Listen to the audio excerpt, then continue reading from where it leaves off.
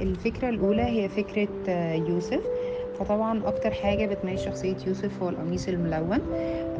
فاحنا هنجيب الPDF ونكون بنطبعه للولد، وبعد كده احنا هنكون بنشيل الزوائد بتاعة القميص، وندي للقميص للولد يكون بيبتدي يلونه بالألوان اللي هو حاببها. يكون بياخد وقته جدا في التلوين، مفيش مشكلة في دوت.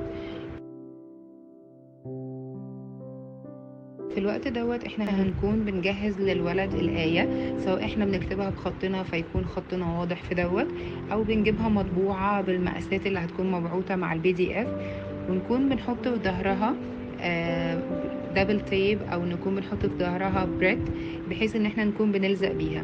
بعد ما الولد يكون بيخلص التلوين بتاعه براحته، بنحط في النص الآية في الجزء اللي هو ملونوش، ونكون بنخلي الولد يكون بيقفل القميص على الآية، فيبقى مميز ان القميص بيتفتح ويتقفل براحته عادي جدا، ويكون بياخده معاه وهو مستمتع بيه. شكرا.